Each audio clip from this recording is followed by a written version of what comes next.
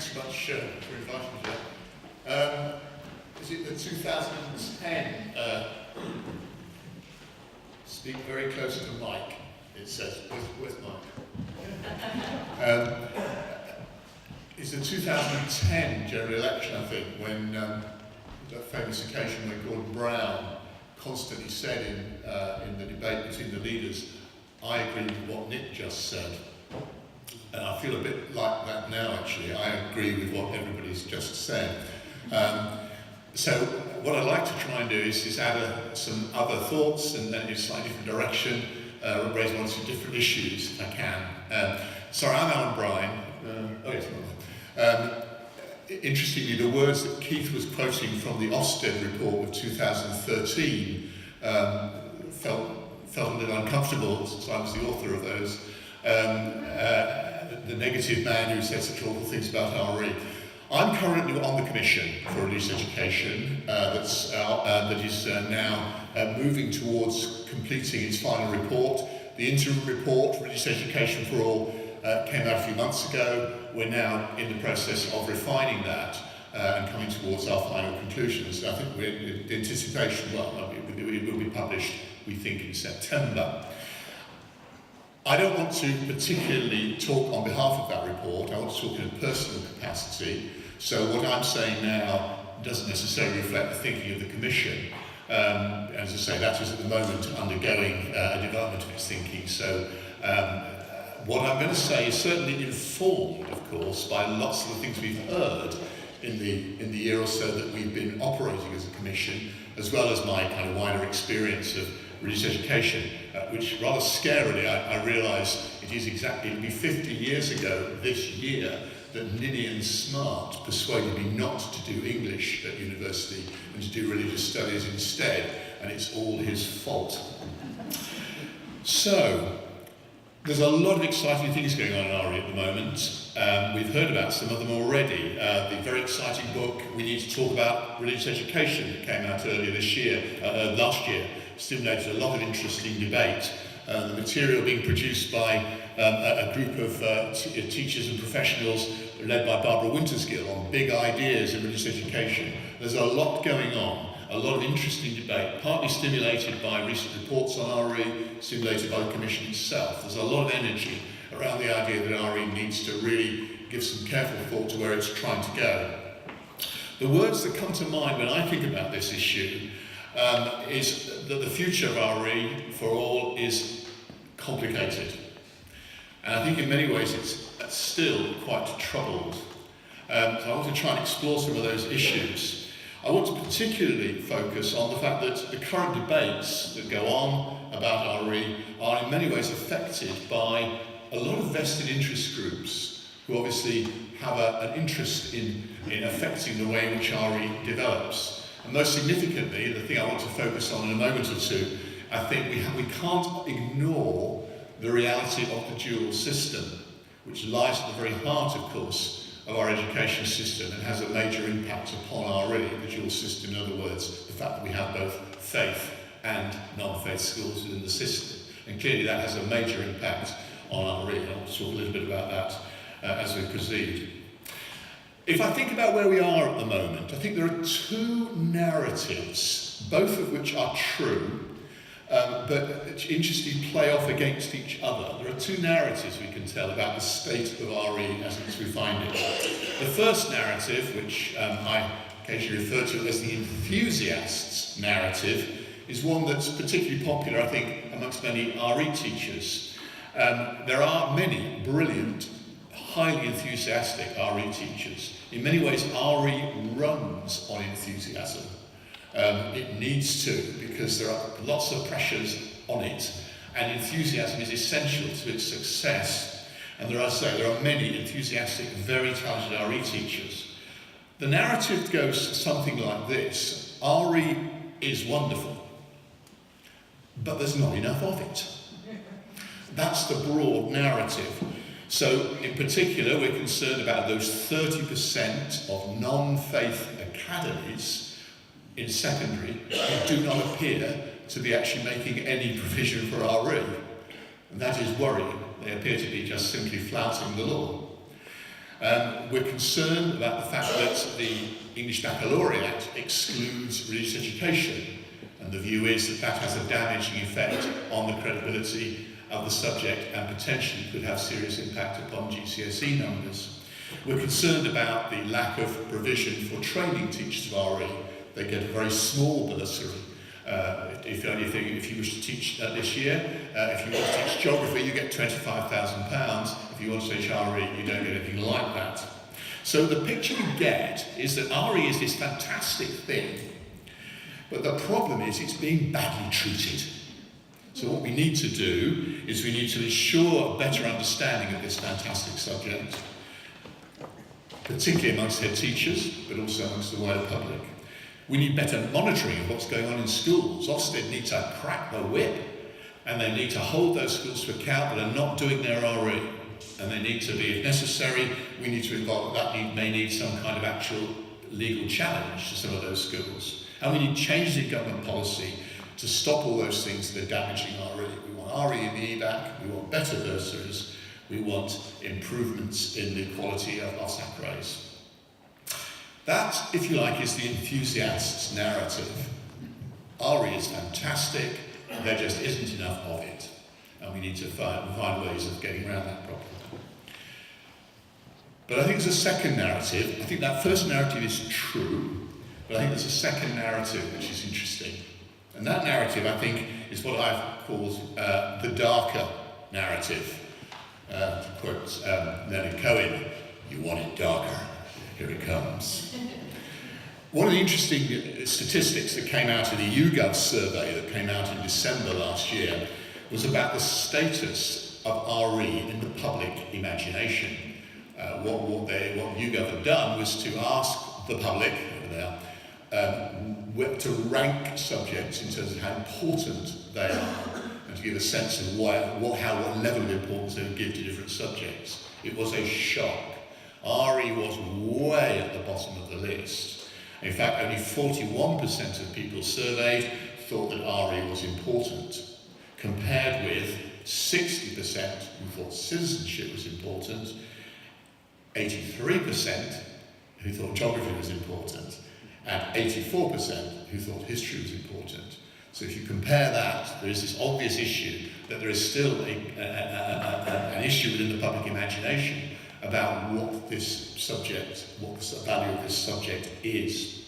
Now, what's lying behind this?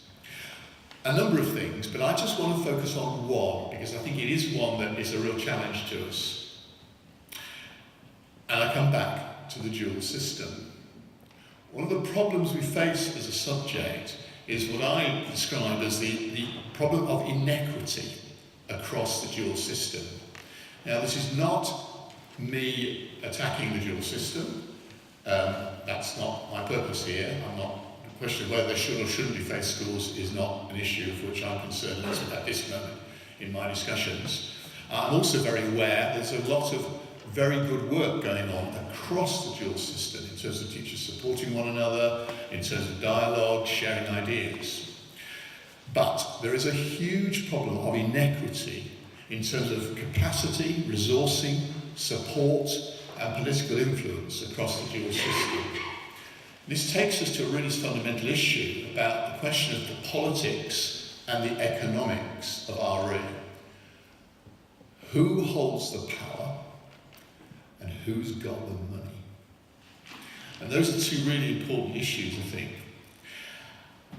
Up until recently, there were good checks and balances across the dual system.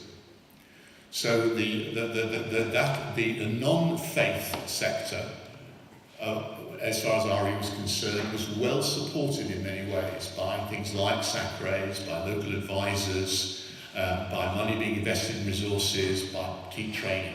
There was always room for more, but on the whole, the balance between the faith and the non-faith sector was reasonably balanced. It was in check. What has happened, arguably, is there has been a massive change in that relationship, in the power, in the way in which power operates, and the way in which money operates within the world of RE. This is important because one of the things I think many people feel we need to do is move RE away from faith interest groups.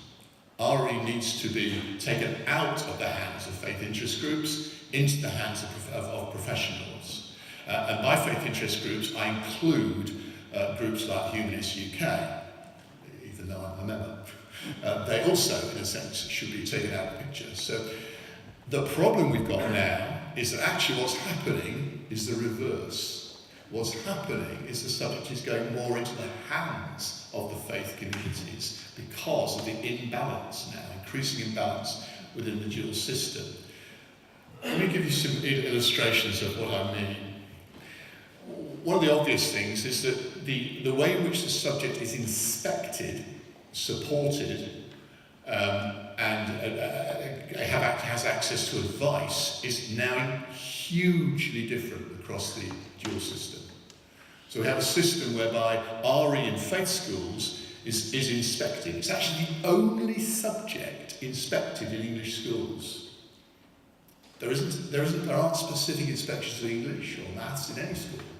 Obviously, the evidence about the quality of those is hugely important, but they're not inspected specifically as subjects or reported on specifically as subjects. The only subject that's inspected and reported on as a subject is RE, but only in faith schools. And of course, the consequence of that is that it seems to say huge things, therefore, about the relative importance in which the subject is held. We've also seen recently a huge shift in terms of the investment in resources and professional development. We've seen significant resources being invested in resource material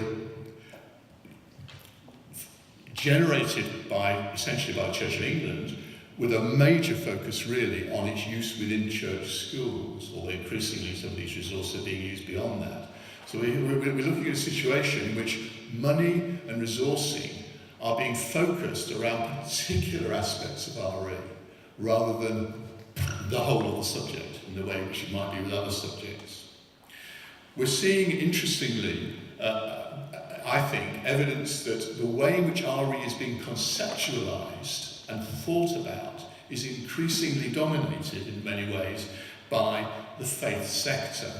GCSE has become increasingly theological in its character in very recent years. It's very much focused on teaching the orthodoxy of particular religions. It acknowledges diversity, but it's very focused on orthodoxy and theology. And it's taken the subject in directions which are very different to the ones, for example, that Martha was describing earlier in her thoughts about what an RE subject might look like. And that is partly the result of the dominance of the faith sector within the way in which GCSE has been generated. And so that is then being rolled out more widely. So we're seeing increasing emphasis upon narrow theological themes in the way in which RE is thought about as a result of this increasing dominance of faith communities.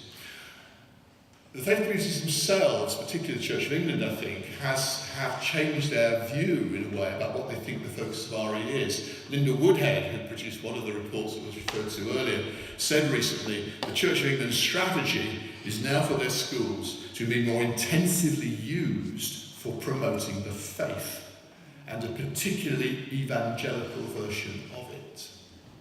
So what we're seeing, I think, is an increase in a way in the way in which the faith communities are dominating the subject, just at a time when arguably what we want to see is the faith communities being removed from the subject. There's an interesting contradiction there. One of the consequences, interestingly, is I see an increasing notion of othering going on.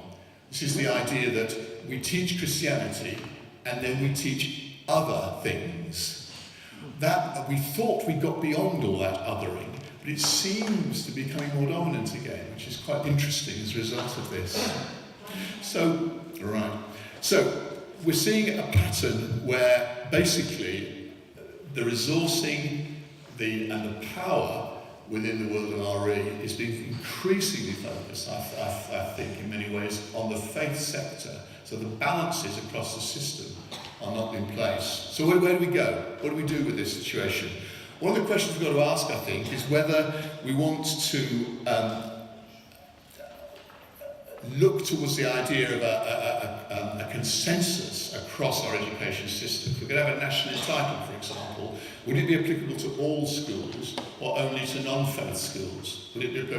Can we achieve a consensus around the idea of RE? My own view is we need a radical reconfiguration of this subject. The problem is it would be very hard to take the faith communities with us over this. What I would look to do is certainly take RE out of the hands of religious interest groups and the faith school community. I think we need to reaffirm the secular nature of this subject. It's essentially a secular subject within a secular curriculum. We also need to recognise the bed-blocking problems that this subject creates. I mean, AC Grading will be with us later, and he may well make reference to this, I don't know. The problem is, where is philosophy within the curriculum? Well, it's sort of in RE, but arguably, actually what RE does is bed-block opportunities for subjects like philosophy to have their own integrity within the curriculum. So the whole set of issues there. What I think we need to do now is actually deconstruct this subject. We need to deconstruct its elements, think about how they then relate to other areas of the curriculum, PSHE, citizenship, philosophy. Think about how it relates to those other areas, and then think how we then reconstruct what we want to see within schools in the light of those sort of issues. But, as I say, the tension for us is that while I think that's the vision for where we want to go, in many ways, the power and the economics of the subject are actually taking us in a different direction with this increasing dominance, interestingly, of faith interest groups within the subject. It's a conundrum for us, and that's it.